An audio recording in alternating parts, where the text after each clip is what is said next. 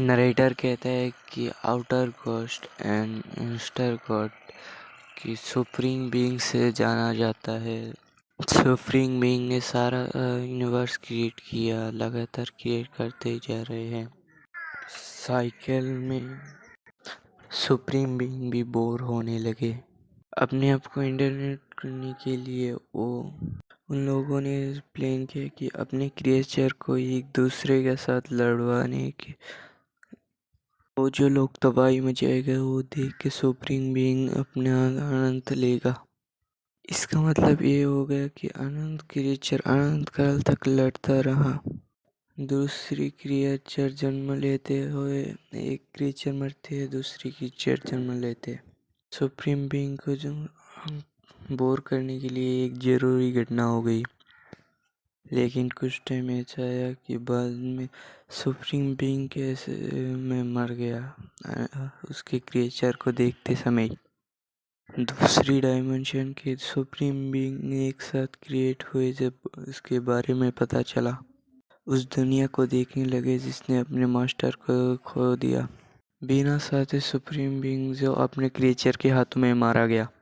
लेकिन उन supreme being की कोई भी विचार थे कि बस जो भी उस मालिक की पावर को इकट्ठा करेगा वो उसका ही होगा। आगे सू को स्कूल को दिखाया जाता है जहाँ पर सू बैठा था। अपने फ्रेंड से कहते हैं कि मुझे कोरियन नेशनल स्कूल में फॉर्मेशन मिल गया।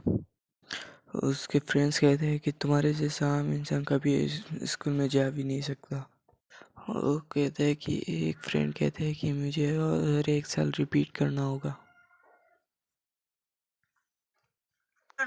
ये सुन के सो हंसने लगता है और वो कहता है आखिरकार मैं वो सुन के सुआ हंसने लगता है कि आखिरकार मैं इस नर्क से आजाद हो जाऊंगा। ली यून चल आ जाता है। हमने इसे सोलो लर्निंग के साइड स्टोरी में देखा था। ली सुहु से कहता हमने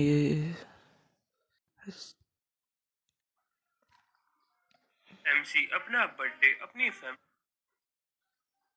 की सूप दूर थी। दूसरी ने फ्रेंड्स तरफ देखा था। ली सुहु से कहता है अरे यार मुझे फिर से एक साल रिपीट करना होगा। ये सुन के सुहु हंसने लगता है और वो कहता है आखिरकार मैं इस नर्क से आजाद हो जाऊंगा। तभी यहाँ पे ली यून सुन आ जाता है। हमने इसे सोलो लोग में साइड कैरेक्टर ली सुहो से देखा था। कांग्रेचुलेशन, मैंने सुना है कि तुम आर्ट यूनिवर्सिटी में जा रहे हो। मुझे तो बिल्कुल भी पता नहीं था कि तुम्हारे पास कोई टैलेंट है। तुम्हारे पास आर्ट स्किल कैसे आ गई? और सुहो ली को पहचानता है नहीं। सुहो कहते हैं कि तुम कौन हो? और योंचो कहते हैं तुम मुझे पहचानी, मैं योंचो हूँ। सो कहते हैं हाँ हाँ हाँ। ली कहता है कि तुम्हारी वजह से मैं इस स्कूल को बर्बाद करने का प्लान हो गया और मेरी वजह से तुम सेफली ग्रेजुएट होने वाले हो। इन सब के भाषण सुन के एक लड़की दूसरी लड़की से कहती है वो देखो वो ली फिर से शुरू हो गया। पता नहीं बच्चों वाली हरकत क्यों करते रहते ये दोनों। सो के साथ ऐसा क्यों करता है? बेचारे ने उसके पेरेंट्स को कह दिया, जैसे जैसे गुजारा करता है अपना। ली सो को पंच करते रखता है लेकिन सो इस पंच को आसानी से डॉज कर लेता है। बाद में ली ने उसके ऊपर सो के ऊपर एक लात मार के हरा दिया था। तभी ली हंसने लगता है कि तुम्हारे बात से मुझे कुछ भी नहीं हुआ। ली कहता है कि अब ये क्या था, सब कुछ भी नहीं हुआ। बाद में उसके हाथ में पावर इकट्ठा करके अचानक से सुहो के पास आ जाता है और सुहो को अटैक कर देता है। बड़ी मुश्किल से सुहो अटैक से बचता है। ली इतना पावरफुल अटैक किया था कि उसके वजह से लॉक भी तोड़ गया। ली को भी समझ में नहीं आता कि उसके साथ क्या। आगे हमें 2 साल बाद में दिखाया गया है जहाँ सो अपने आर्ट यूनिवर्सिटी में जा रहा होता है। यूनिवर्सिटी के साथ जाते हुए उसे देखता है कि ये गेट ओपन हो चुका है और वो डी रैंक का गेट होता है। उसे क्लियर करने के लिए हंटर पहले से अंदर जा चुके हैं। असैसिन वाले यहाँ से दूर जाने के लिए कहते हैं, लेकिन सो कहते हैं कि और गेट है, एक और गेट दुनिया के 3 साल पहले ओपन हो गया था और दुनिया में एक बड़ा सा चेंज हो गया और पे लोग जा सकते हैं बाद में। अगर उसको नहीं मारा तो मॉन्स्टर आ जाते हैं। हालांकि स्पेशल एनर्जी वाले यूजर्स जो माना क्या यूज करते हैं वो भी उनके साथ फाइट करते हैं।